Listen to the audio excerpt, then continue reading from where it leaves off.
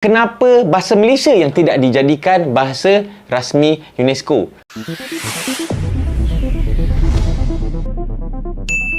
Assalamualaikum warahmatullahi wabarakatuh. Halo, kembali bersama dengan kami di channel ini. Semoga semuanya sehat walafiat dan selalu diberkati oleh Yang Maha Kuasa. Oke, kali ini kami mereaksi beberapa video dari YouTuber Malaysia yang di penghujung tahun 2023 ini masih membahas seputar bahasa Melayu dan bahasa Indonesia. Namun ada salah satu YouTuber yang mengapresiasi kehebatan bahasa Indonesia hingga disahkan sebagai bahasa resmi UNESCO, hingga ia pun memberikan otokritik terhadap bahasa negaranya sendiri. Dan mari kita simak dulu video pertama dari Rais Hamid. Tekan butang subscribe. Tahniah kepada jiran kita Indonesia, kerana baru-baru ini pada 20 November yang lalu, bahasa Indonesia telah dijadikan bahasa rasmi dalam UNESCO, selain daripada bahasa-bahasa macam bahasa Arab, bahasa Mandarin, Perancis, Spanyol, Rusia, Hindi, Itali, Portugis dan juga bahasa Inggeris. Layaknya bahasa Indonesia ni dijadikan bahasa UNESCO tak dapat disangka lagi, sebab bahasa Indonesia ni terdapat lebih 275 juta pentutur, dan juga bahasa Indonesia ni telah dimasukkan dalam silibus sekolah dekat 52 buah negara selain daripada Indonesia, dan sampai sekarang ni terdapat lebih kurang 150,000 pentutur bahasa Indonesia yang terdiri daripada orang bukan Indonesia yang aktif menggunakan bahasa Indonesia. Dan sebenarnya usaha Republik Indonesia memartabatkan bahasa Indonesia ni telah bermula sejak tahun 1952 lagi. Ya, kita stop sejenak dan sedikit kita koreksi bahwa usaha Indonesia memartabatkan bahasa Indonesia bukan dimulai pada tahun 1952, tetapi sejak tahun 1926 dan dipertegas lagi pada tahun 1928 melalui Sumpah Pemuda. Kemudian ketika Indonesia merdeka, bahasa Indonesia dibakukan dalam regulasi-regulasi kenegaraan. Dan mari kita lanjut. Sebagai rakyat Malaysia, sebagai jiran kepada Republik Indonesia, aku tumpang gembira dan aku turut berbangga dengan berita ni. Namun, persoalan dia, kenapa bukan bahasa Malaysia? Tapi sayang, aku ada jumpa satu artikel yang menerangkan dari sudut beliau lah, yang ditulis oleh Profesor Emeritus Tan Sri Zulkifli Abdul Razak, Rektor Universiti Islam Antarabangsa Malaysia. Apa yang profesor ni fikir dengan apa yang aku fikir sama. Dekat mana silap dia kenapa bahasa Malaysia yang tidak dijadikan bahasa rasmi UNESCO? Koranglah punca dia. Tak kisahlah, daripada yang duduk-duduk atas, menteri, bagai apa semua, sampailah dekat yang bawah-bawah. Daripada kalangan pemimpin, kau tengok dekat parlimen tu, berapa kerat je yang boleh cakap bahasa Malaysia elok-elok. Yang mana yang Melayu tu, Melayu lah. Tapi yang bukan bangsa Melayu ni, supaya bagi kemaluan kepada satu Sebentar, pengajaran pada budak-budak lain, supaya bagi kemaluan kepada satu pengajaran pada budak-budak lain. Rakyat telah mula hidup di sebuah negara yang berpuluh-puluh. sebenarnya ada je segelintir lah, sangat-sangat sedikit bilangan dia daripada kalangan pemimpin dan orang-orang ternama ni yang bukan berbangsa Melayu. Boleh je cakap bahasa Melayu elok-elok. Contohnya, Wee Ka Siong. Lagi, Anthony Loke. Profesor Datuk Dr. Teo Kok Siong. Lagi satu, Tan Sri Lee Lam Tai. Diorang cakap Melayu kadang-kadang lagi bagus daripada orang Melayu tu sendiri. Lepas tu baru-baru ni kan ada content creator yang berbangsa India tu, yang orang sendiri terkejut. Ui, dia cakap Melayu memang macam orang Melayu lah. Tak kisahlah kau ni India ke, Cina ke, Melayu ke, bahasa Malaysia tu kan bahasa rasmi. Yang Melayu, tak payah nak galak sangat lah. Korang pun bila jumpa Melayu dengan Melayu, borak-borak, kadang-kadang aku cucuk dia dengar kan, borak dalam bahasa Inggeris. What you know me, I am you, what you doing here, I want to drink. Malah jadah apa? Sebab bagi korang cakap English ni barulah educated, nampak bijak. Cakap bahasa Melayu ni low class, tak nampak educated. Daripada pihak kerajaan sendiri pun tak kisahlah kerajaan mana pun, ada je aku nampak usaha-usaha nak memartabatkan bahasa Malaysia ni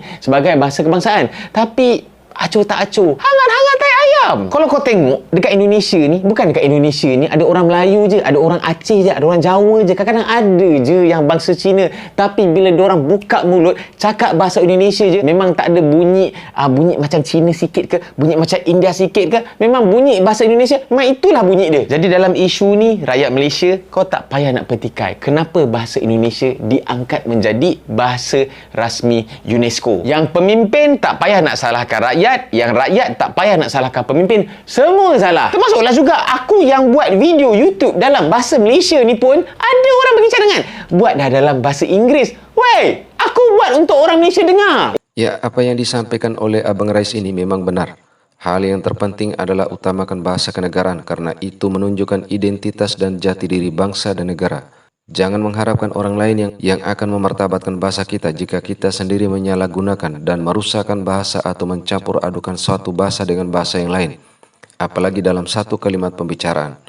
Sejelek apapun bahasa itu, tapi itulah bahasa kita dan bahasa kenegaraan kita. Oke, kami mereaksi lagi salah satu video dari seorang guru di Malaysia yang juga memberikan pandangannya akan eksistensi bahasa Melayu di negara jiran. Cuba jawab sikit. Silakan, Datuk. Macam ginilah, dulu pentadbir-pentadbir kita yang menetapkan dasar polisi pendidikan. Contohnya tahun 70-an, 80-an, yang Ketua